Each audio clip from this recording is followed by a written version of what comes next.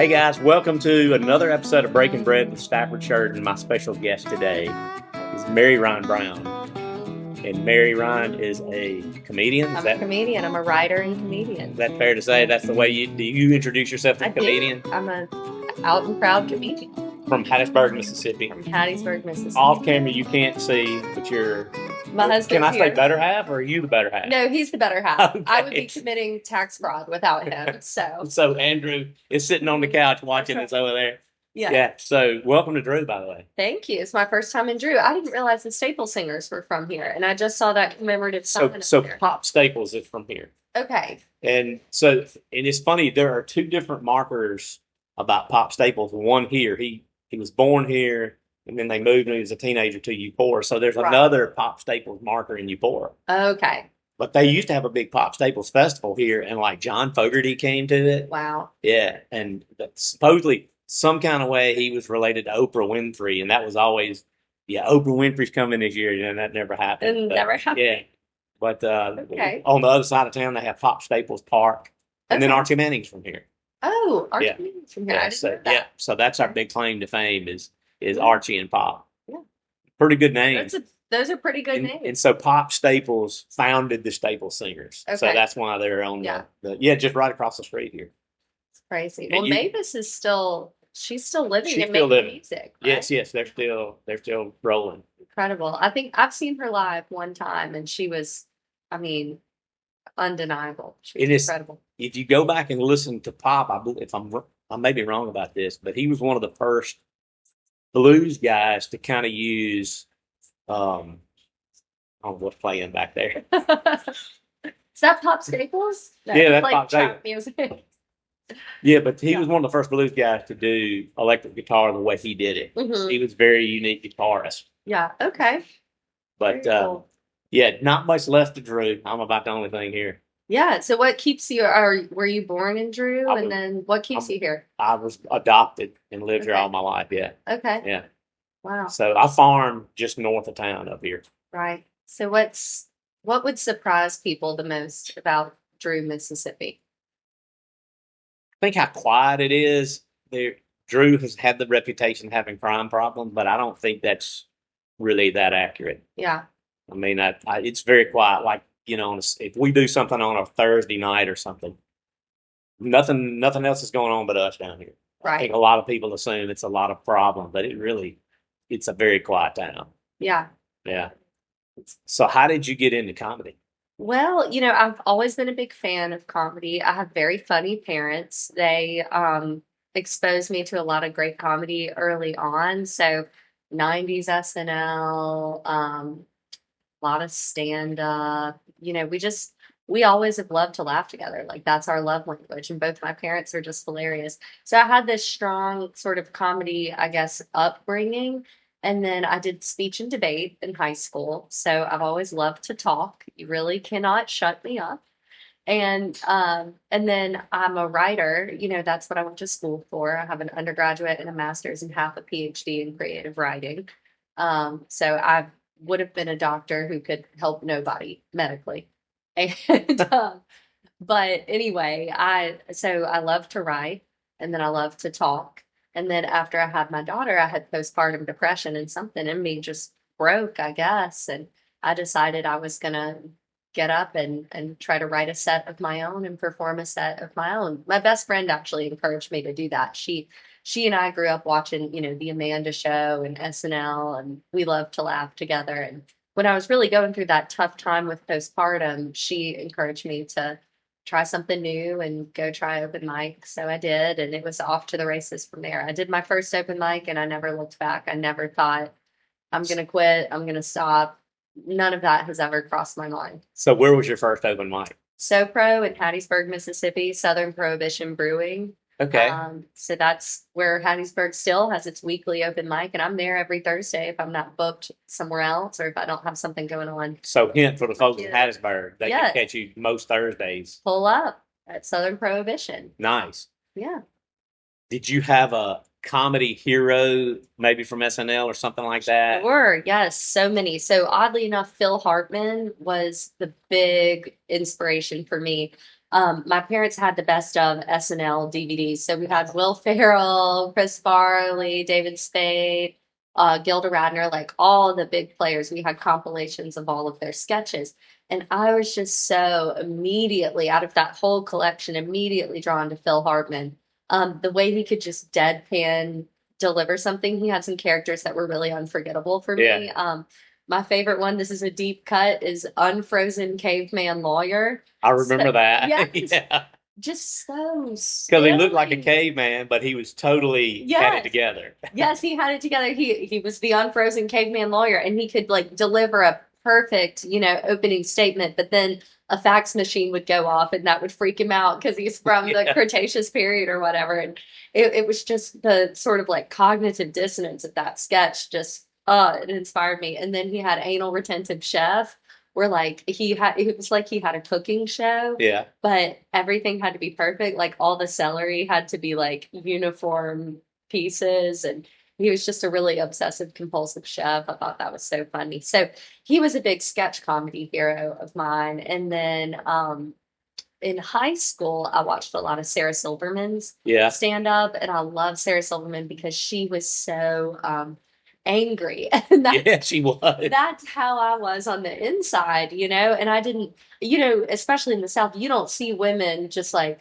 being angry in public, it's all about decorum and good manners. And so it was so refreshing to see someone kind of be so unapologetically sour. And she just had this acerbic wit. I mean, like the way that she could deliver a joke, and her writing was just airtight. And she has some jokes that I can recite them word for word. It won't be as funny, but I just loved how she could just cut you. And so she was probably my first stand up that I really fell in love with. And then I started watching Chappelle, Bill Burr, Tom Segura is a big, I mean, we couldn't be more different comedically, I think. Yeah. But those are like really big inspirations for me. Nikki Glaser, Leanne Morgan. Chappelle is so smart. Yes. Like he'll line stuff up from one show to the next. Yes. Even like he set the trap in the In the former first and then the special. next special he's closing the trap. It's like what? Yes. And Bill Burr too. Bill Burr's a very smart comedian. Oh, he's incredible. He's incredible. And then there's some real like weirdos that I love that I'll show their clips to my parents and they're like, we don't get it. But there's this guy named Chris Fleming and he is nuts. Like I lose my mind. He's a little bit more, fringe. But every time I see him perform, I'm like, that's what I want to be, because he combines the the sort of intellectual side of comedy with the very physical side of comedy. Yeah. I mean, he's all over that stage being weird as hell, but then he's also so smart. And so, yeah, I mean, I could talk about other comedians forever. Because that's pretty much all I do in my spare time is watch it. And that's how I got started when I wanted to write my first set. I turned on a Chappelle special. My daughter had colic. She was an infant. I had depression. So she was crying. I was crying. I was like, you know what? I'm going to watch Chappelle.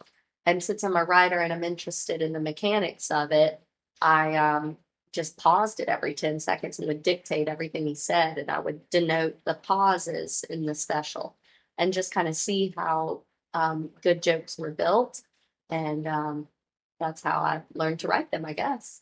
Well, you said you were talking about Sarah Silverman Yeah. and how different that was than the decorum Right. of where we live. Did that, thinking about that, kind of lead to your character on social media? Maybe subconsciously, yes. So the character I do on social media is this Southern mom, right? Who's totally inspired by my own life and my own mother, although really everything I do is inspired by my mom. She is like the quintessential Southern woman, except she knows how to turn it on and off. She's always had one foot in the world of the garden club in the junior league and one foot in the world of like punk rock. I make my own rules, if that makes sense. Like my mom knows how to play the She's game. Gen X. Yes, she's Gen X. So that's exactly. my generation. I totally get that. Yes. Because my wife's exactly the same way. Yes, like Because we were partiers in the 80s. that's exactly what it Yeah. is. It's she doesn't take no for an answer. She's incredibly like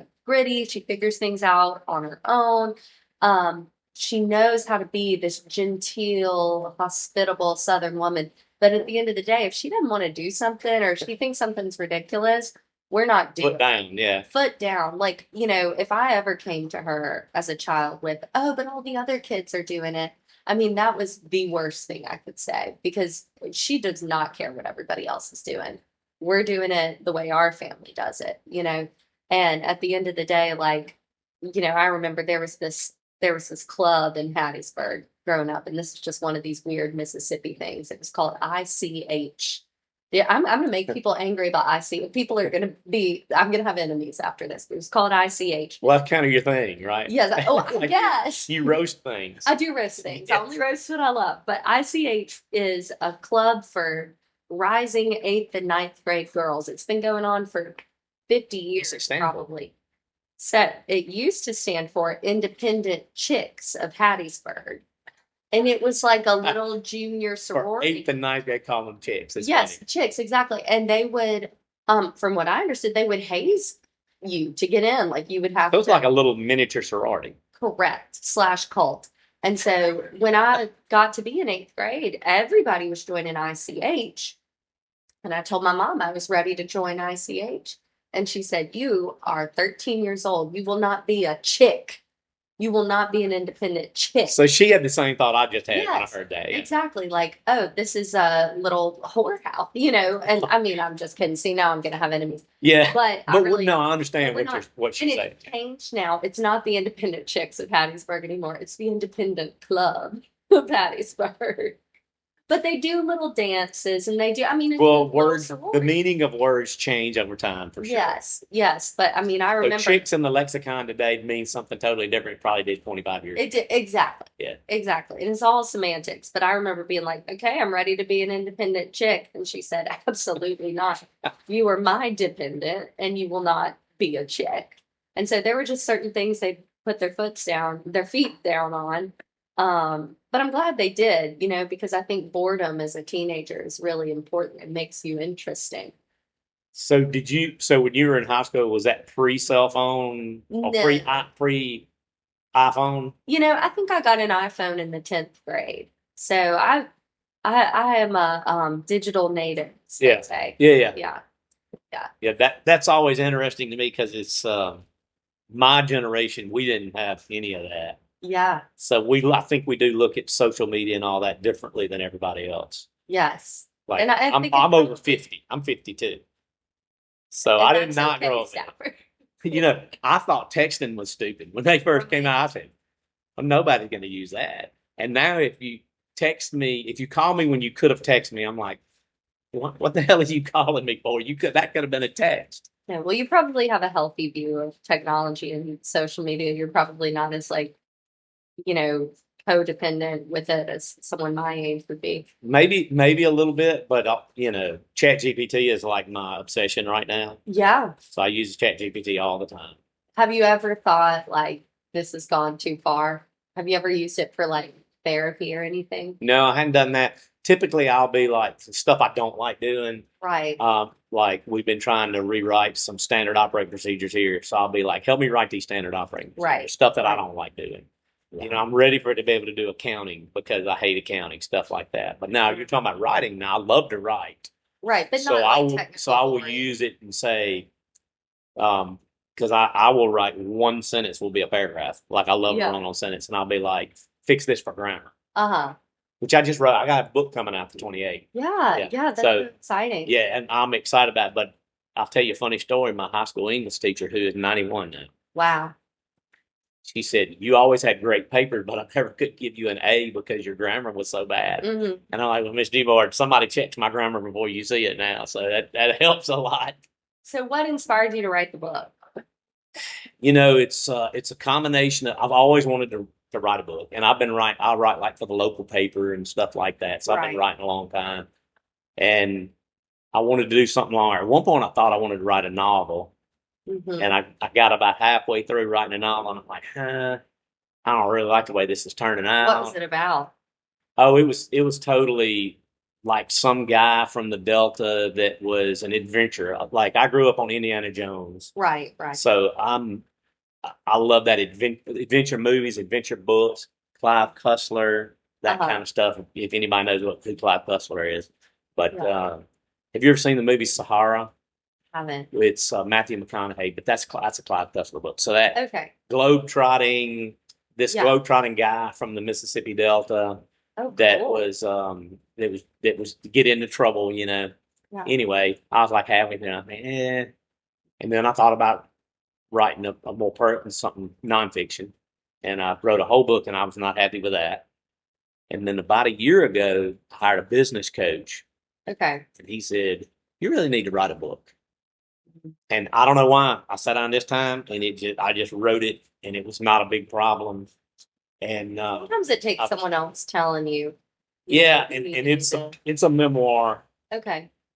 I say it's a business book disguised as a memoir because it does have some advice stuff in it toward the end, but Yeah. it's mostly just about growing up here, opening the restaurant, how, you know, this place used to suck, honestly. Yeah. And so how I had to learn and all that. But What is the biggest challenge in operating a restaurant?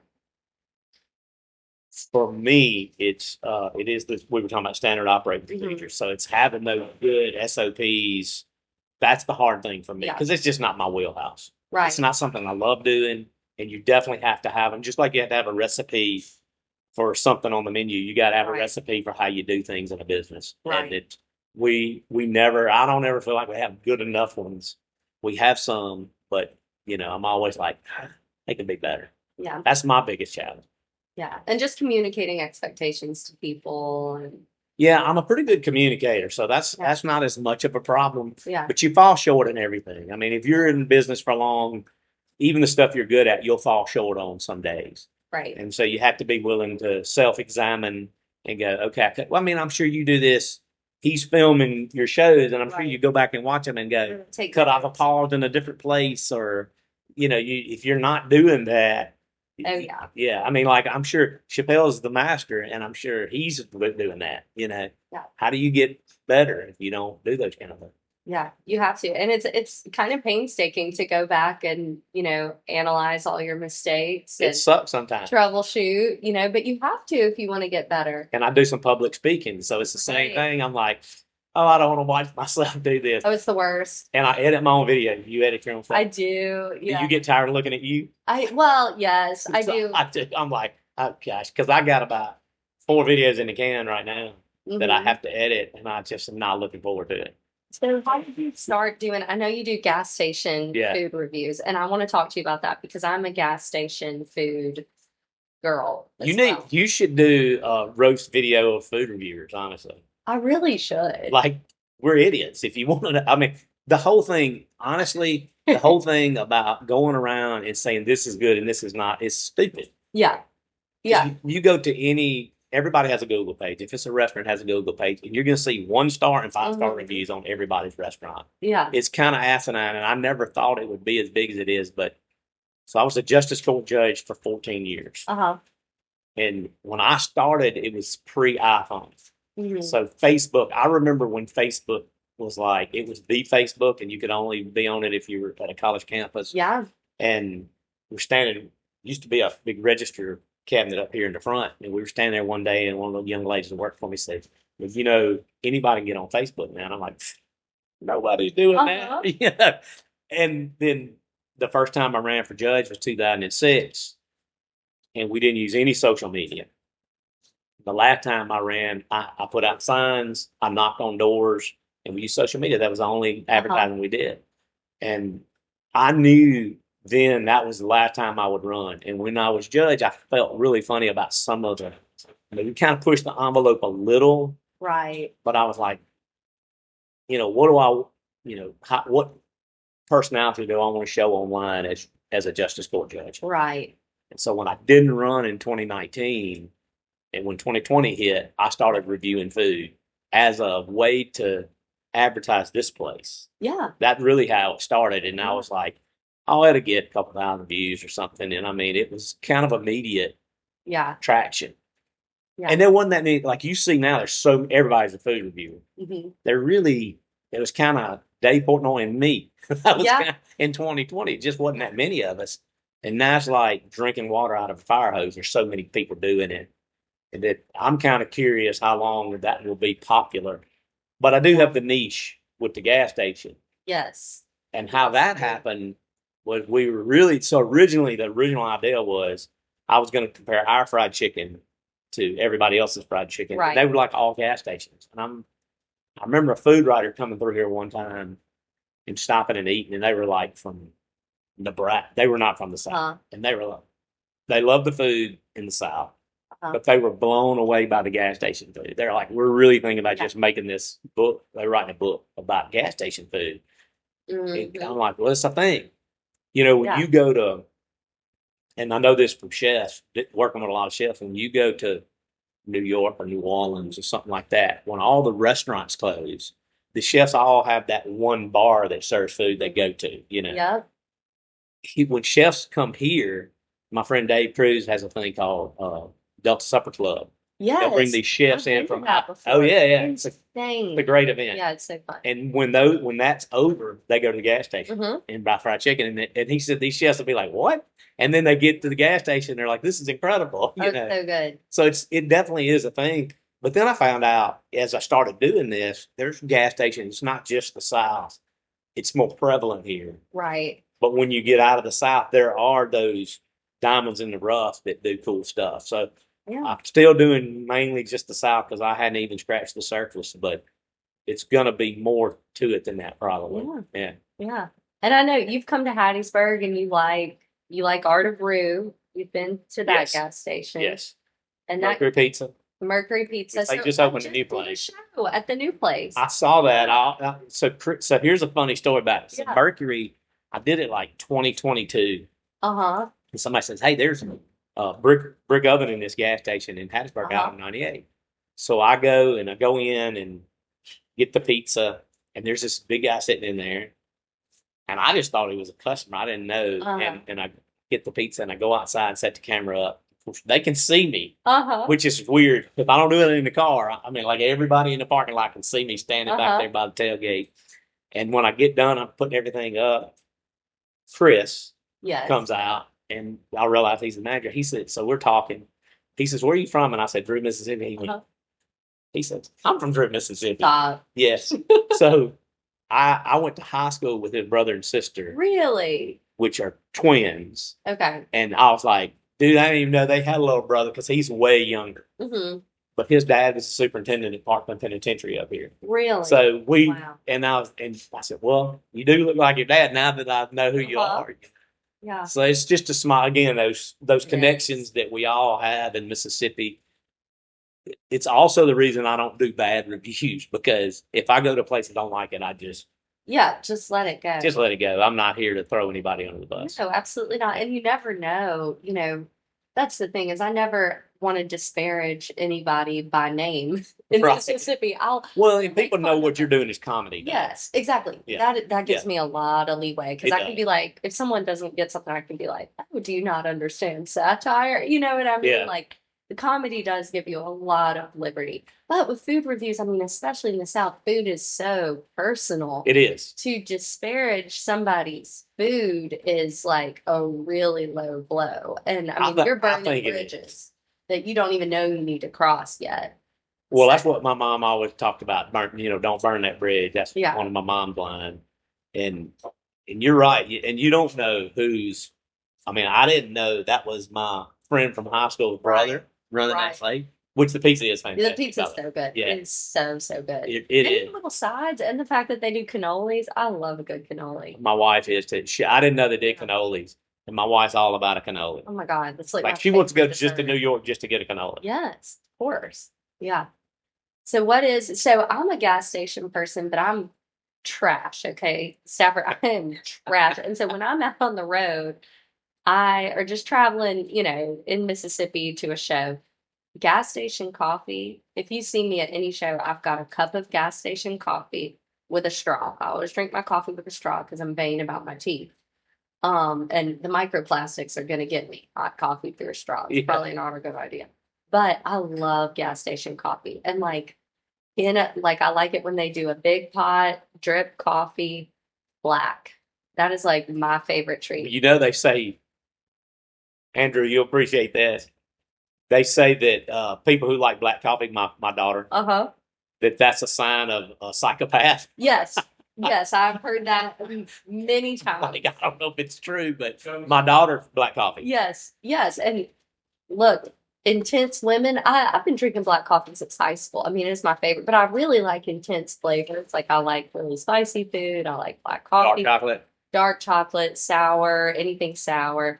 But it was so funny yesterday. We went to the gas station. I went and got my straight black coffee, and he wanted a one of those caramel frappuccinos, the Starbucks that come in the glass jar. That's what he likes. So everybody thinks that's yours, and he gets the black. Yeah. That's probably what they think, right? Yes, he does. He loves, he doesn't really eat sweets that much, but he loves sweet tea, Yeah. a sweet drink. Whereas I don't drink sweet tea. I don't like it. I don't drink Coke or anything like that. Just really black. I have coffee. water with Mio in it right now. With Mio. Okay. Yeah. I'm trying to cut back on Diet Cokes. I do try to cut the sugar. I I'm do not a love Diet diabetic. Coke. Oh, Diet Coke's so good. It's so good. I don't know why. I tell people it's crispy. I don't know. It is very crispy. There's Well, no it's other good way to explain it. It's kind of a food that doesn't taste like a food, and I like a real unnatural flavor. Like Diet Coke is not of this world. It's a refrigerator cigarette. Yes, exactly. I didn't make that up. I heard that and I was Exactly. like, that's the best explanation I can get. It really, really is. Oh, that's so funny. Yeah, I love a Diet Coke. So I got to ask you, where did the accent come from for your videos? You'll notice I'm a bit of a mimic.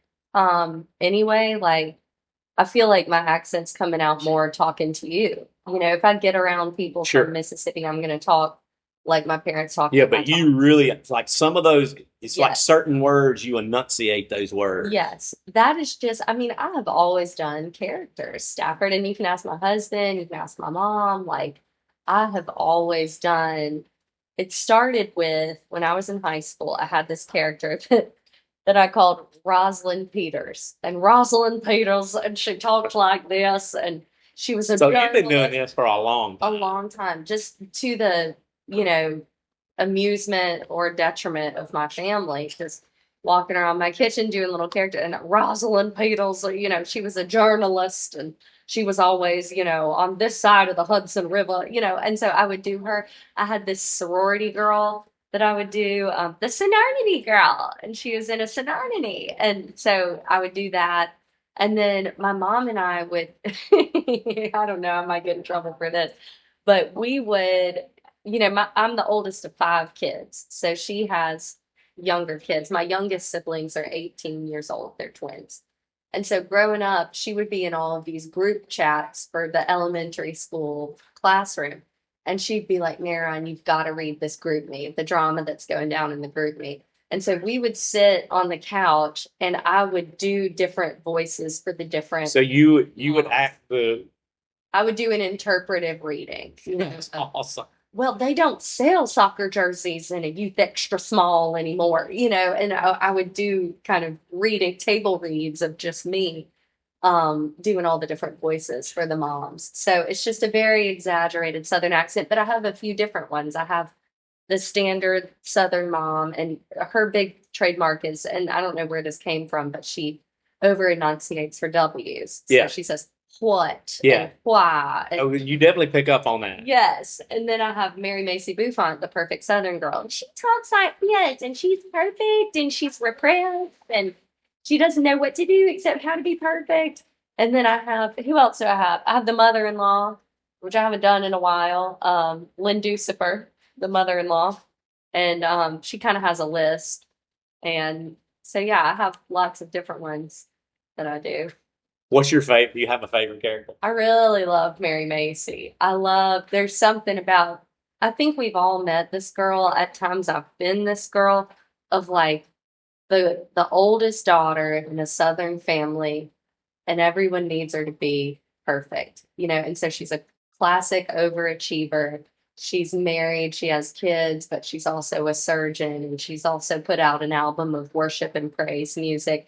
And her husband is literally a thumb. I mean, he's a little russet potato. That's all he is. But I feel like that happens a lot in the South. You've got these gorgeous, capable women, and then these grown men in bowl cuts, that are just wearing their sunglasses on the back of their head, just overgrown frat boys. And so I like to play on that trope. Were you, in fact, a sorority girl? I was, yes. So is there a little of you in a lot of these characters? There's a lot of me. That's what I figured. Characters. A lot. The calls come in from inside. Which makes it funnier, right? Yes, yes, because I know this world, I think, and I am that person. I mean, my kid has a monogrammed backpack, and I get Botox, and I drive an SUV. Like it's my world too. Yeah. And I think there are certain people have asked me to do videos of certain things, and I just won't because the truth is I only mock what I love. Yeah. Yeah. No, that makes total sense. Yes, which is why I haven't made a video about Jackson yet. Oh, that's hilarious. So good. We ate at a little place called Shady Acres on the way out of Hattiesburg. Is that good? You wouldn't believe. It's really so good. Because every time I drive by that thing, I'm like, is that a tourist trap or is that for real? No, it's for real. It's for real. So the reason we know about it is Andrew's boss carried their insurance or does carry. Good to know because I almost stopped there the other day. And I'm really not like into that kind of stuff. Like you say, it looks like a tourist trap. He had the hamburger steak. I had smoked chicken, potatoes and gravy, and corn nuggets. I can't even remember the last time I had a corn nugget. Me either. Good. Real good. Oh, that corn, by the way, that's called mock shoe. Mm-hmm. It's one of the best things on that plate. Okay. So it's kind of a New Orleans, really more of a South Louisiana dish. So it's sauteed. It's just saute the corn off in butter, and we add a little bacon to ours. It's so good. I do love gravy. I do too. And my husband likes rice and gravy like this, which is kind of a Louisiana thing. So that's local rice. So the guy that farms that rice, like literally farms it almost across the turn road for me. Oh, wow. That's awesome. Well, this is his kind of food. It's my kind of food too, but this is like, he is in heaven. So besides the gas station food, the gas station coffee, what food do you like at a gas station? So this is where it gets really gross, Stafford. So I like chips and candy real bad. Real bad. Are we rolling? Oh, we're rolling. Okay. I gotta look, make sure. Now you got me questioning myself. Mm-hmm. We're rolling. Okay, good deal. My daughter's all about the beef jerky, chips, and candy at a gas station. Yes, that is how I am. You and Mary Stafford will get along. I've got to meet Mary Stafford. Mo and Grace adore her. I've heard them talk about a girl named Mary Stafford before. I just never. He feels the same way about them. Oh. Yeah, we've had this discussion already. So sweet. Well, they've all been through so much with architecture school. It's tough. I mean, my gosh. I was an English major. That was a walk in the park. Architecture is very serious, to say the least. But anyway, when I go to the gas station, it used to be I'd have 1 or 2 shows a month, and this would be a little treat. But now it's like every weekend because I'm doing shows so often. I like flaming hot Ruffles. That's like my very, very favorite. I also like any sort of like spicy pork rind. That's So anything spicy. Anything spicy. I like the spicy Cheez-Its. Now those will make your car smell terrible. But those are really good. Like my daughter she doesn't want me to eat any of the spicy stuff in the car because she's. How old your daughter? She's 4. She's 4. And then on the candy side, there's Sweet Tart Ropes, which is again a food product that's not a food product. It's a rainbow colored goo that's cut into sort of ropes. That's great. And then there's a Sweet Tart Gummy Halo that tastes like blue raspberry and strawberries and cream. And it's a little sour and then it's a little sweet. Very good. Have you ever heard Mike Leach talk about candy? You've got to go watch that video of Mike. He is not a comedian, but he could have been. Well, he passed away now. He was Mississippi State football coach. But after, I believe it was either after Vanderbilt or Tennessee, that is like candy, Halloween's coming up. What's your favorite candy? He gets into this whole diorama about what's a serious topic? About the nerds rope. And he was like, I don't like candy corn. And he's like, but they got these nerd ropes now. That's pretty good stuff. But you should you owe it to yourself to go because it's Me like too. He he's sounds not like a trying to be scholar. funny. Mm-mm. He's just funny. Mm-hmm. Oh, That's the I'm real thing. serious about it. I don't talk politics, but I Mm-mm. really think that one of the reasons Donald Trump has been so successful is he has incredible comedic timing. He There's does. just no way around it. Oh, the best. He has great comedic It's scary good. timing. Like some of the stuff he says, I'm like, I just don't like on the fly. I don't know how he gets away with it. Oh, I know. I know. It really is a spectacle, but okay, this is so good. All of this is so good. The chicken's crazy. These beans are great. I mean, my gosh.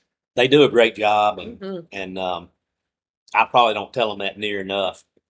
Maybe they'll watch this video. Yeah, they should. They should. So, how long have you been serving this type of food at this establishment? It's funny because we opened in 2005, Hmm. so a little over 20 years ago, Wow. and we were initially a sandwich place. Okay. I mean, like Nukes. It was very comparable to a Nukes. I don't know what Nukes was in, but really comparable to a Nukes. And we had a conveyor oven, and that was it, Okay. and like one refrigerator. And I would tell people we don't do fried chicken because there was like 3 other fried chicken places here. Well, they're all gone now. So we started doing a blue plate special, and then we tried doing a buffet every day. We do a buffet on Sundays, but we tried doing a buffet every day for a while. Yeah. Then COVID hits, and after COVID, for about a year there, we really struggled, and I just didn't think the food was good as it used to be. Hmm. And I sat down we closed the restaurant for a week. I sat down and completely rewrote everything on the menu because really all I do is I'm involved in the creative process on food. Hmm. I'm responsible for culture and I'm responsible for advertising. They do everything else. Hmm. That's really Yeah. my 3 things I do. And we had a big meeting and I said, these are the things I want to change. And then they took what I did and tweaked it to what worked in the kitchen, And it really was an evolution because originally it called Main Street Deli and Gifts. All Okay. this front area was a gift shop. Okay. So I Wow. had the restaurant, my wife Yeah. had the gift shop. Okay. And Cool. we figured out that there's not a lot of money in having a gift store. Hmm. There's a whole nother routine you could do about these Southern women that have the boutique. Oh, yes. And they're just going to market. Yeah. Yeah. And I get and it. they make no money. Oh, it's the grift of all grifts, and I hope one day to do it myself. Exactly. That really is my Well, aspiration. that thing my wife and I talked about, I've got a couple other things going on, and I'm like, and I own like the building next door, and I own the Yeah. building next to that. And I'm like, well, if this works out, maybe we could reopen that gift shop that never made a penny, Yeah. Oh, yeah, but it's Like, fun, and it you is. meet people, and then you're never without candles. You've always got candles and T-shirts and tea towels at your house. We did a lot of when we first opened it. As a matter of fact, that cabinet over there is a Tyler Candle Company cabinet. Mm-hmm. So we had all of that. So it was full counter serve. I mean full table service. Okay. So the idea was you went back there and ate. They gave you a ticket. You came up to the gift shop. So you're standing in the gift shop waiting to be checked out. People would buy stuff. Mm-hmm. And then when we quit doing that, we put tables up here, put the cabinet in the back, Mm-hmm. and it's counter service. So you walk up to the counter normally and order. Today's the only day we do the buffet, but Mm-hmm. the buffet turned out to be, it works on Sundays because like at 12 o'clock, this place is going to be totally full. It's kind of the only way to get everybody through here on Sunday. But during the week, it's a really small menu. We do a burger. Mm-hmm. We have like we have chicken sandwich, a couple salads, shrimp po' boy, like 7 items. Mm-hmm. And then the blue plate. Okay. And the blue plate's what we sell most of. So this kind of food every day. Yeah. Yeah. What are some of your favorite just restaurants and dishes across the South? I'll tell you something I'm real high on right now. And y'all pass right by it on the way home. You should Mhm. really stop if you're not full from eating here. Mm. Sacred Ground Barbecue in Pocahontas on 49. Mm. You'll go right by it. Okay. Best barbecue in the state of Mississippi, and it's Texas style. Ooh, yum. So it's all beef. Mhm. And my wife is not a fan of Mhm. pork barbecue. She doesn't love it. Mm-hmm. And we went there one time. I was like, look, Derek Emerson, who Mhm. used to own Walker's Drive-In, Yes. Yes. he just sold it to his chef. Mhm. He owns a couple of other restaurants. on a whim, I think, decided I want to do Texas barbecue in Mississippi. Yeah. It did completely spell. Yeah, completely so. Not on the mic though. Not on the Just mic. trying It's to fine. play it off and be really cool. I am actually the messiest eater ever. And so eating on camera is like, wow, but I'm not going to stop because it's so good. We'll edit the messy parts out. I appreciate that. And people Yeah, are I'll probably going to make be you like, look how good. is she cutting this chicken? She's bastardizing the chicken. I'm sorry. I'm It'd be trying. okay. Yeah, we're trying to look neat while we're doing We're it. trying to look neat. Exactly. And we're failing at that too, but that's okay. But it's it's a great. So it's called Sacred Ground Barbecue. It's in Pocahontas. Okay. When you go down 49, it's where you pass the rest stop with Indian Mound. Yeah. Yeah. It's right there. Okay. And there used to be a great barbecue place called Big D's Barbecue. Okay. So I think it's known for great barbecue right there, even though that's long gone. Plus, you got the Indian Mound, so it's kind of like it is sacred ground. Mm-hmm. But it is Texas style. My wife went there with me. She didn't really want to be there. And she took the first bite of the brisket and she says, I don't understand. Why is this so good? Mm-hmm. And now it's her favorite restaurant. Really? Yeah, she would rather be there than anywhere else. Really? I mean, the Brussels, they do these smoked Brussels sprouts that are like candied on it. Oh my God. I don't even like Brussels sprouts. Yeah. It's so good. Okay, we got to go there. Sacred ground. Andrew's a big barbecue guy, and I'm kind of like your wife. Like, I'll take it or leave it, but if it's really good, that's well, it's Texas style, so it's mostly he does have some pork, but it's like beef rib. Like y'all can get one beef rib and split it. Yeah, it's so good. I love anything Rob. We're talking about Robert St. John. Anything that he's doing, I love Ed's. Love Ed's. Such a good burger place. It is. I think it's slept on a little bit. It's slept on, and their hot dogs are so serious. I'm a hot dog. Like I said, Stafford, I'm trash. I'm really trash, and I like to eat junk food. And their hot dogs are I will eat a roller dog. Oh. In a heartbeat. Are you talking about those little red ones? No, like the ones on the roller in Love. Oh, roller. Yes. Oh my gosh. So good. There's a place called Ward's in South Mississippi. I don't know if you've ever... I've never eaten at a Ward's. Really? It's good. Everybody says that. I have not done it. They make their own root beer. And really? I didn't know that. Yeah, and it's good. I don't even like root beer, but their root beer is good. But Ward's used to have those little red hot dogs, and you could get 2 for $1. And I used to do that. They were good. I keep saying we do a special of the month every month, like a special sandwich. I keep saying we're going to do a hot dog here. There used to be, and I know Ward does a chili cheeseburger. They do. Which is very like everybody in the Delta just about has a chili cheeseburger. When I was a kid, you don't see it as much, but there was a place on the highway called the Rebel Roost. I figured they called it that because they opened it about the time Archie was at Ole Miss. And they did the Rebel Roost burger, which was chili and slaw and mustard and onion. And so once every so often we do a Rebel Roost burger here. Okay. It's been long since closed. And that's great. But they did a Rebel Roost dog, which was a foot long with chili and slaw. Incredible. But the slaw, it doesn't make sense to have slaw on a burger, but it works with the chili. And you gotta have some pickles on there for that winch. Man. That little tanginess. So good. But yeah, I love Hattiesburg's a great food town. It is a great food town. Y'all got a lot of good stuff. We do. You've been to okay, so you love Ed's. I love Ed's too. I love the Midtowner. So when I changed it to Breaking Bread, I think the first episode is Robert and I at the Midtown. Really? Yeah. So I think my dad eats breakfast at the Midtowner like every morning. I mean, he is over there. So my dad worked for Robert in the Purple Parrot. Oh, cool. And they grew up together and everything. And so my dad worked there for many years. And when the Purple Parrot kind of closed during COVID, they had one last weekend of the Purple Parrot. And my dad came back and waited tables. Really? Yes, he did. And he wore the little non-slip shoes and everything. He did. And I'm sure he threw the biggest kink. Cruise. Yes. And I'm sure he threw the biggest kink in their service because, he was a little rusty. But he came and waited tables.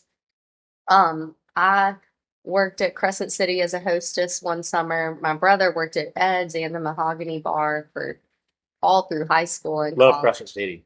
Love Crescent City. Oh, their house salad and their house dressing is my very favorite. Sweet potato fries. They used to have a marshmallow sauce. They don't have it anymore. The marshmallow sauce with the fries. with the sweet potato fries. It was a cream cheese marshmallow sauce. Are you kidding me? Interesting. It was, oh, it was so good. It was so good. That's the one Okay, thing I would Robert, bring back. you heard it Robert, here. please, please, Robert, I'm begging you. This will definitely get clipped out, Yes, and we will tag Robert in this. please, the marshmallow sauce. I can't be the only one. How does no one else miss it? I mean, it was, and people will complain about, I think there's some Creole mustard they used to have that everybody misses. I don't care about that Creole mustard. You I want want the? the marshmallow sauce with the sweet potato fries. It's I'll the have to best ask Robert about appetizer. that one. Yes, I please do. Please do. But I love the white chocolate bread pudding at Crescent City It is is good, so good. and we had it. That did we have it at the? I think we did, Yeah, yeah, at the extra table yeah. event. When we went over to the where Hmm. they did where we packed everything, That's and right. so let's talk. We got to talk about extra table. So that's Yes. actually where you and I met. Yes, at an We, influencer event, which yeah. was so smart of them to do. I mean, Oh they yeah. had all of these like movers and shakers from Mississippi, and it was awesome. I mean, Martha Allen is a powerhouse. I got to tell Truly. you. So I left there that day going, how can I hire a Martha Allen for Hmm. my business? Because she is Good so luck. sharp Yeah. and so good at what she does. And like you said, she's a powerhouse. I was just Hmm. like, I'm always impressed with Robert, but I left there going, that's one of the most impressive women I've ever been around. Oh, she's incredible. Yeah, good She luck really is. finding a Martha Allen. I, Look, I don't know. I don't know how to help you I there. came home and I put out an advertisement for an integrator, and Hmm. I've hired a young lady that Okay. she had. I almost want to take her to meet Martha Allen because I'm like, this is Hmm. really what I want you to do. Hmm. Hmm. And she's Mary Stafford's son, so she's Okay. young. But That's good. but yeah, and I'm calling it integrator. But Martha Allen just Robert thinks it up, and Martha Allen makes it happen. Oh, yeah, she is peerless in that Did you know area. she has an architecture degree? I did not, but that Yeah, makes sense yeah, because right, design is not just limited to the physical world. You know what I for mean? I sure. feel like those principles of design that they learn over there can be applied to organizational structure and to people, and to culture. And she does such a good job of all of that. I love her. But yeah, that extra table day was fun. And they had us doing what I would consider manual labor. No, it was manual labor. It was really fun. But they were like, all right, we need 5 boxes of applesauce and 5 boxes of peanut butter. Were We you had, and I at the same table bagging? I can't remember now. I don't think we were. Like I was taking it serious. I was like, we cannot Yes. lose. There was a guy named Daryl at our table that was taking it real serious. And it was three I women and remember Daryl. Daryl. Yes. And we just wanted to talk. So we were moving at a conversational pace, and Daryl was simply not We were having rolling. that. We Yeah. were rolling over there. It was fun. It was a really good time. And And Martha Allen's mom is from here. is she? Yeah. Okay. I knew she had some Yeah, sort she's the of Clark from connection. Drew. And Hmm. he married a guy from Clarksdale. So Martha Allen grew up in Clarksdale, which is just 30 minutes north. Hmm. You ever been to Clarksdale? I have. Yeah, Yeah, it's it's been an a while. interesting place. It is, and I feel like it's getting a lot of traction with that movie Sinners. It's the Taking number place one there. international tourist destination in Mississippi, Mm-hmm. which Because is of the blues. because of the blues, which is Yeah. wild. Of course, Morgan Freeman owns a blues club there. Hmm. He just opened one in Biloxi. Hmm. I've performed at the one in Biloxi. Have you really? Mhm. Oh, it's You great. get around. I've been around So Mississippi. how many dates a year are you doing now? It depends. Like some months, like August is crazy. I'm leaving on Wednesday to go to Utah, and I'm opening for a Utah. comedian out there. Yes, I'm doing a little run with him. It's going to be really fun, but that'll be, I guess, other than New York, that'll be the farthest I've been. Um, but like July, I probably had 3 or 4 dates. August, it's like 7 to 10. So it So depends. an easy 50 shows a year, probably. Oh, yes, sir. Yes, sir. Do you see this becoming like a sure enough full-time gig? If I'm blessed enough to have that opportunity, yes. I mean, I love it. I just love it. I really love attention. I do, and this seems to be a way to get that. But truly, I mean, obviously, I have my own selfish motives for doing comedy. Every comic does, but I also love like just watching someone throw their head back and laugh. Like if I Yeah, can make that happen, that's the best feeling. It truly is. It's good for my ego, but it's also good for them. yeah, When someone's forgetting whatever's going on in their life and just laughing. I mean, that's what comedy did for me. In some of the hardest moments of my life, I would turn on a special and I would gravitate toward lighter fare, and so I just feel so lucky. I mean, I was driving over here with Andrew earlier and just saying, I can't believe this is my life. This is our life. It's so fun. And I get to meet all these interesting people and eat great food and make videos and write. And, I told my mom, maybe my mom told me, I can't remember, but when I was really young, I said, I don't know what I want to do when I grow up, but I know as long as I'm writing and speaking and connecting with people, Well, there you go. yeah, and that's what I'm doing like every day, which How do is people crazy. book you, by the way? So you can just email me, Mary Ryan, or it's mrbrown@gmail.com. But most of the time, like this woman, Prior Hackelman out of Greenwood, Mississippi, she just slid into my DMs and said she wanted to do a themed show at the Alluvian Hotel called Cocktails, Caftans, and Comedy. And this girl Prior, she reminds me of Martha Allen in a way, just like she's gonna get it done. Yeah. She's creative and she integrates all these elements to create this incredible event. And so it was a themed event. All these women came decked out in their caftans, and they drank signature cocktails. And I did a show for them, and it was sold Where did out y'all do it? Like in the Delta room. in the Delta? Okay. Yes, sir. And I mean, it was incredible. I told Andrew, like, this is going to be dangerous for my ego. Just know I am somebody in the Delta. I am somebody.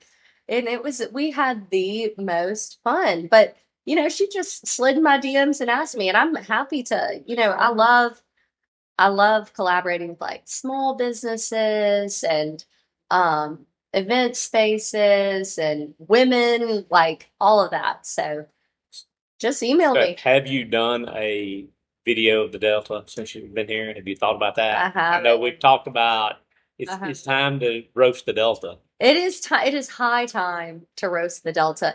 And it's hard because I love it so but that's kind of your much. thing. Yeah, it is my thing. It is my thing. I feel like there's a lot of history that has to be acknowledged in order for me to do that roast, right? Yeah. Not that it's like my job to be the cultural commentator of, Mississippi history, but I'm gonna have to sit down and really like write it out because I feel like if anyone's gonna make low blows about the state of Mississippi, they're Needs to be gonna somebody prepared. yes, but they're gonna do it about the Delta, like Oh, for sure. So, yeah, and there's a lot of reasons for that. A couple things I always think about when people not from here talk about here. yes, One is that the Delta was the last settled region in America. yes, People think of it as pre-Civil War. This hmm was a swamp pre-Civil hmm War. When they after the Civil War, they constructed the levee system, mm, and that's when it became settlable. And then they started coming in the late 1800s with the railroad, which used to run right across the street here. There wow, was a big depot, and the railroad folks bought up all the land, and they hmm came in and they sold it off to be logged. And so you're talking Drew was founded in 1899, Ruleville down the road, 1900. You go that way, 1901. I mean, right, these towns were all founded about the same time. And then huge money was made hmm for a while. And so people got really, really wealthy. So I'll never forget this story that Miss Davis told me, and she had to be in her 90s at the point she told me this story. But she would talk about how she was a Delta woman, not a Hill girl. hmm And that back in the day, that meant something because the yeah, Delta girls all had money. yes. Oh, it's And still, she told me this great story about going to Cosman's, which is hmm was a car dealership, and hmm buying a brand new Cadillac. And she had to drive to Memphis, and it didn't have air conditioning. There was no yeah, air conditioning in. And she's driving down 61, and she gets to Tunica, and she's wearing a corset.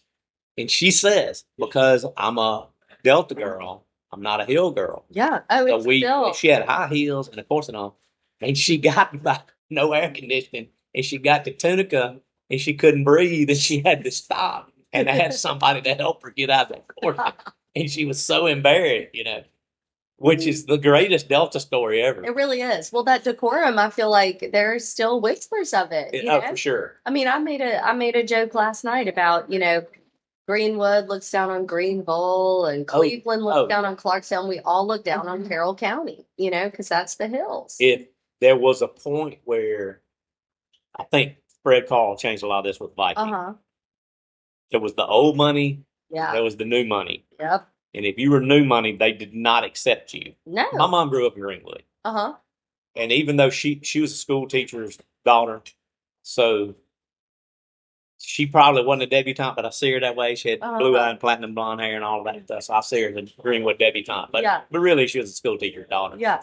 And she would tell stories about we crossed the the little bridge you cross right there down. Yeah. She said I used to ski on the river under that bridge and stuff. Yeah. Just the stories from those days, how much money there was in the Delta. My uncle Otha, which is my dad's uncle, so my granddaddy's brother, Great, strong. was best friends with Senator Eastland, Uh-huh. and like they would get on a plane and go visit the president stuff. Yeah. You know what I mean? Like Yeah. people in the Delta were, as Wright Thompson said, close to the levers of power. They were. And and now you hadn't had a governor from the Delta in 70 years or something like that. I mean, like that Yeah. power is gone. So even like everything we're living off of is stuff that was built when that money was here. There's Yeah. nothing new being built. Like I restored this building, but it really is. It's almost like we're still living off of that day and time here. Mhm. So it is right for some roasting. It Let me is. just tell you. It is. It's. And I love it and I live here, but I also realize what it is. I mean, it's in a way, it's a tragedy unfolding very slowly. There's a reason Tennessee Williams, a lot of the ideas for his books or plays came from being in Clarksdale. Mm-hmm. Yep. I mean, there's characters in his plays, those rich people he was talking about. They were Clarksdale people. They were real people. Yeah. Oh, yeah. Oh, for sure. And I just think, like, I probably haven't been to Greenwood since 2017. And I used to spend a lot of time in Greenwood. And, like, I came back yesterday, and in some ways it's the same. Yeah. But in other ways, there are so many great places that have closed down. Now, Turn Row Books is coming back. I understand they have a fire. I mean, that is top 3 bookstores in Mississippi. That's what everybody said. So good. So, so good. Them, Lemuria Square Books, like, no questions asked. And then, like, Delta Bistro was gone. Crystal Grill, which was there forever. Crystal Grill and Lusco's hurt. Lusco's hurt real bad. Crystal Grill for me more. We just didn't eat at Lusco's that much, but we ate at Crystal Grill a lot growing up. And like it was the place that you saw everybody. Oh yeah. And it was like they broke every rule that I have. They had like 75 things on the menu. Yes, very big Cheesecake Factory style menu. Yes, Cheesecake Factory. That's exactly what I tell people. And it's like, how can you do all this? And everything was pretty good. Nothing was like going to blow the top of your head off, but it was always consistent. It was always pretty decent. Open on Sundays. It had that New Orleans style feel. It felt like you were like, that's the only place you could go on the Delta and you went, this could be in New Orleans and fit right in. It's true. And I always think there is an interesting connection, and I've been trying to make a thesis out of it, and I don't have one, between the Delta and New Orleans. I totally agree. I think it's in my book. Either I wrote articles in my book. I forget what I write. I do too. But yeah. Bye. Have a good day. Yeah. But there's definitely some connection, and I don't know if it's the river. I'll give you a really good example of one of the connections. So in the 1920s, there was actually a law passed that said we're not taking any more Italian immigrants. Like a huge percentage of the Italian population moved into New York in the early 1900s. And so that literally Congress passed a law and they said, nope, we got enough Italian. They were having all the problem gangs in New York. The Irish and Italian were fighting all the time. And they were like, the New York representatives really pushed them. So they actually passed a law. Well, Italians didn't stop coming. They started coming into New Orleans. And if you think about Muffalato's Italian, you think about all the great Italian restaurants in New Orleans. Well, they didn't stop there. They came up there was a huge cotton crop in the Delta that year. So they came into the Delta and started picking cotton. And now you've got a huge Italian population here. Yeah. And I've got some old football programs over here. And like Leland, every name on it is Italian. and there's this incredible, beautiful heritage Yeah. of Italian immigration into the Delta because of New Orleans. Oh, that is so interesting. It's That might be the connection. There's also a culture of like celebration, decadence, a little bit of a slower lifestyle, that I think there's like a kinship between the two. I think so too. It's we do here at the restaurant, and some Italians will argue with me on this, but we do fish and spaghetti on Fridays in the Delta, right? Yeah. So they're here. If you think about it, Italian immigrants come in almost always Catholic. Right. Right. And on Fridays they would eat pasta and they would eat some kind of fish, and they probably ate catfish because that's what we had. Yeah. And soul food cooks watched that, and they went, "That looks good," and they started cooking, frying fish and doing spaghetti on Fridays. Yeah, with the meat sauce. Because it was Fridays when they were doing that, because they weren't supposed to eat meat on Friday. So it really isn't an Italian thing, but it's this blending of cultures. That's so cool. That African American soul food cooks picked up on, and you could go in any African American owned restaurant back in the day. Yeah. It was fish and spaghetti on Fridays. Not Italian restaurants, African American. And then we were like, that's a cool history, and we talk about this. We really like serving things that are historical. Yeah. So we do fish and spaghetti every Friday as our and special. It's good. Yeah, it's so good. It does not make sense. No, but it does too. That doesn't make sense. But if you think about Bill Parmesan, it's a fried piece of meat with red sauce. Yeah. So it does kind of make sense. But of course, if you just want the fish, we'll just give you the fish. But fish and spaghetti works. So it's like fish, spaghetti, hush puppies, and slaw.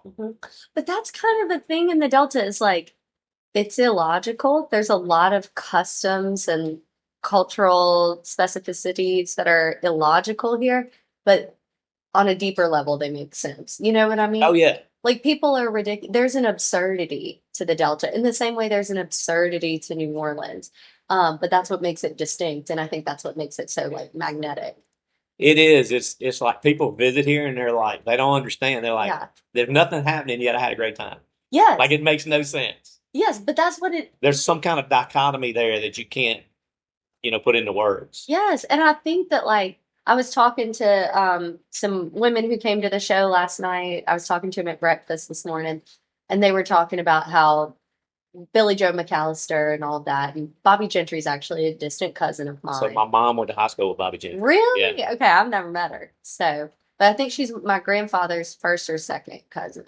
So anyway, we were talking about that, and this one woman goes, "Well, I went to Billy Joe McAllister's funeral. They had a full mock funeral, complete with like gospel singers, a guy dressed up as the Pope, like people in full mourning attire." A funeral for Billy Joe McAllister, because I think when you're bored, you become interesting. And it can get pretty boring here, which makes people sit on the porch, drink, and tell crazy stories and have crazy ideas. The reason there's so many writers from here is because there's nothing else to do but tell stories. Nothing. We're all storytellers. Yeah. I think that made it easy for me to write because I just grew up around storytellers. But you said something about having the Pope there. The former mayor of Clarkdale, he's passed away now, Bill Luckett. Bill Luckett and Morgan Freeman had opened the Blues Bar together. Right. And Robert Johnson, they would always go to Robert Johnson's grave on his death, on the anniversary of his death, and Bill would dress as the Pope. It was like, because he is so, if you knew him, you go, he's a lawyer, big tall guy.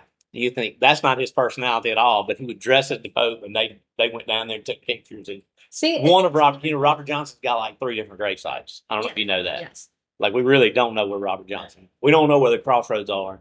Yeah. I mean, there's argument over that too, which goes back to that mystique. What's really going on?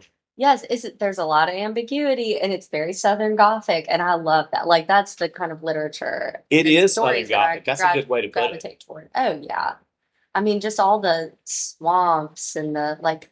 To me, Money Road. That is like Money Road going out of Greenwood. Like all of that is just. You ever read any Greg Isles? A little bit. So he has a little. So the Poker Club one, I forget which one's the Poker Club, but you can read that.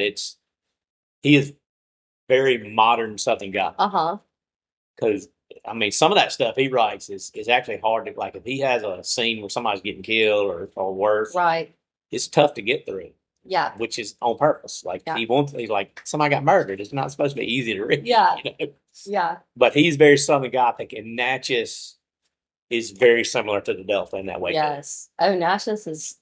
I love that place. I do too. It's a whole other world. It really is. My best friend's husband is from Natchez, and like, I think he was the pilgrimage king. Is that a thing? Probably, I have no He idea. was a pilgrimage something. I don't know, but that's its own culture. They say it was more millionaires in Natchez the day the Civil War started was in New York. I'm sure. And if you go through every street has 5 beautiful antebellum homes. They're mansions for sale. Every street. Oh yeah. It's crazy. We went to the Windsor ruins right outside of Natchez. My husband has wanted to go for so long. We like made a day trip of it. Oh, it's so haunted. I mean, you can just say you can feel it when you're there. I'm gonna have to look this up. There's a chapel near there that's just out in the middle of nowhere that you can go in that's like 250 years old. Are you serious? Yes. Oh, that's so cool. And it looks like something that they used to film a horror movie. And it's real. Cool. But it's near Windsor Ruins. Yeah. Okay. Windsor Ruins are cool. Well, they've got the wrought iron like steps from Windsor Ruins on a building at Alcorn. So then we went over to Alcorn and saw all of that. I mean, it's just incredible, you know, and you can tell the steps are like kind of charred from when it burned down. And you just got to think like they were just having a party and a guy like I think dropped a cigar or something. It's over. And it's and it all goes up in flames. You know, and now that place is old. It's supposedly the oldest settlement on the Mississippi River, oldest European settlement. Yeah. Older than New Orleans. Wow. And have you ever been under the hill down there? So well, wait. So you go down and like they've got several buildings there that's even with the Mississippi River. Yeah, water. like the little restaurants and stuff. Yes. Yes, we went down. You can just like I think that, and that's where all of the ladies of ill repute were. Yes. The bard. You know, and polite society didn't go down there. Right. But I'm sure polite society snuck down there. Yes. But I can just picture pirate ships, you know, 300 years ago docking right there and going to the taverns, which is like Jean Lafitte and all those guys. You know that they stop there. No, that's and so you could just pull right up in it, and then of course up on the bluff is Natchez. Yeah, and then continue down probably to New Orleans. Yeah. You know. It's wild to think how old that is. The only place in the Delta that's really quite that old, and like I said, this was swamp. Now along the Mississippi River, there was some settlements, but Friars Point, is a pretty old settlement, and this is just right by Clarksdale. It's just in this little loop of the river, and if you think, you know, there was no highway system, so the river was the highway, so they had this loop with all this area to dock. And it was the big town in the Delta until the railroads came through. And the railroad can't go through a loop of the river, you know, so it just cut them off, and they basically have died on the vine. But it's so many, like Al Capone used to go there. Charles Lindbergh crash landed there one time. You can just go story after story after story of just a start. I think Conway Twitty's from there. Really? I think so. I think Conway Twitty's from Friar Point. Right. It's so many. It's like historic markers all over the place, and the town's like 400 people. And it was the county seat. Okay. Until when they put the railroad in, Clarksdale became the county seat. But so there is some old stuff. Yeah. But for the most part, not in the Delta. Yeah, it's I don't know. I've got to sit down and I mean, I want to do the Delta justice when I roast it, and it's been nice to come back and see. Man. So, I mean, you're feeding the town of Drew. Like, it feels like this is the main restaurant. This is the only restaurant. Yes. You can get chicken at the gas station. Yep. And one gas station. Other than that, I'm in. Okay. We're in. Well, it's good.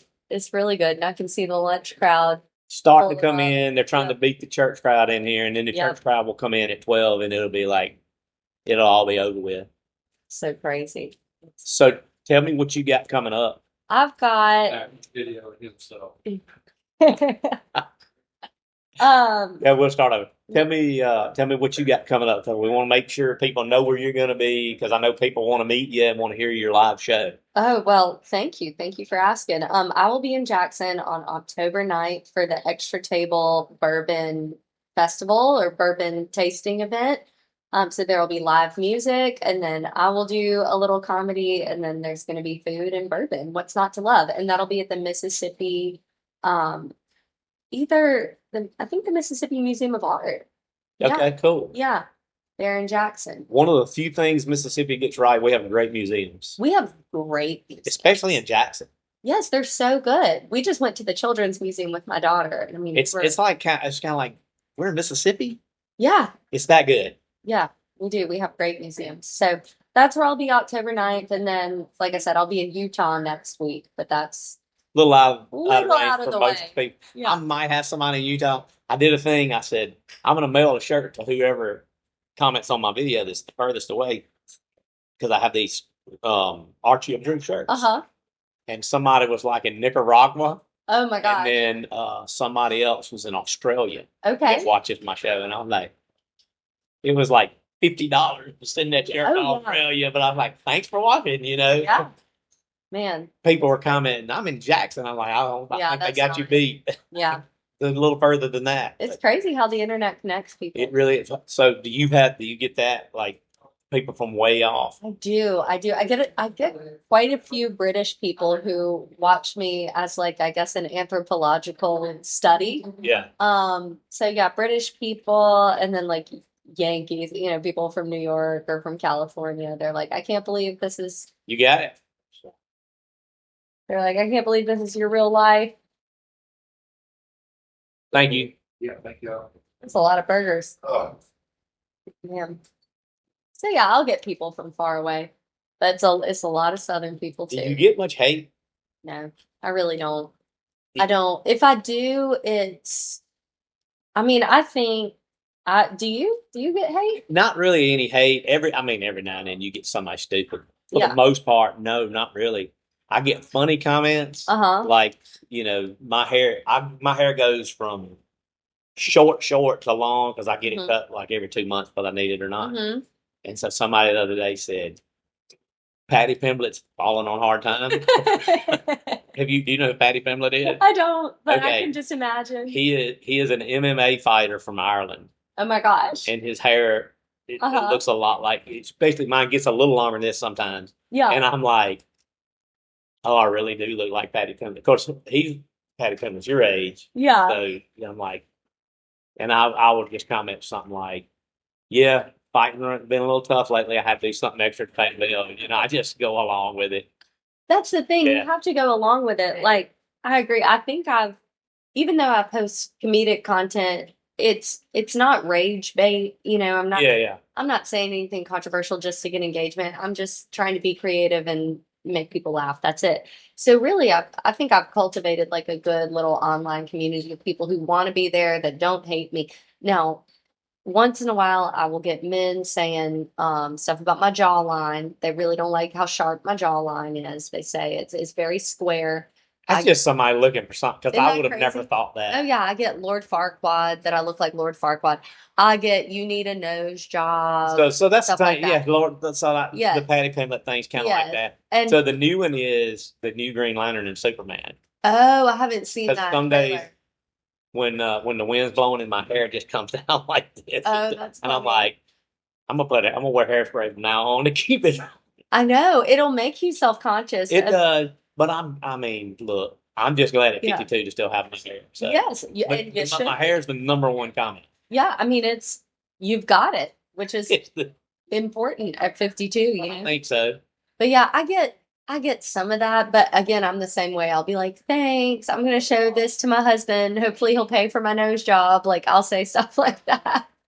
Yeah, So- I think that helps it. I Yeah. also have somebody sometimes say something racist that's not about me. Oh yeah. Then you And got to I hide just- it. I just block. Delete. I'm Yeah. like, man, it's 2025. We can't be having that. Seriously. Seriously. Thank you so much. This was Thank you. incredible. I'm glad Like, you enjoyed it. oh my gosh. So good. It's this has just been so lovely. I mean, my goodness. I feel like every time I come to the Delta, and again, it's been a while, I just meet the most incredible people. It is an interesting place to hang out. Yeah, it is. Like you said, nothing's happening, but also everything's happening. Also, don't forget most Thursdays most Thursdays, So Pro in Hattiesburg, Mississippi. Now that's open mic, so anyone can do it. It's where I try new material and crowd work and stuff like that. And it's a tough crowd because Hattiesburg's a college town, so it's a lot of college kids, and they're all iPad kids. So you got to really fight for their attention. So I know if a joke lands in that room, it's something worth working on.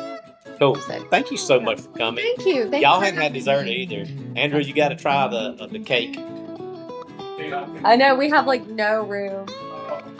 So good. Believe it or not, I'm pretty full too. Thank you for coming. Thank you so much for having me. I don't know how much.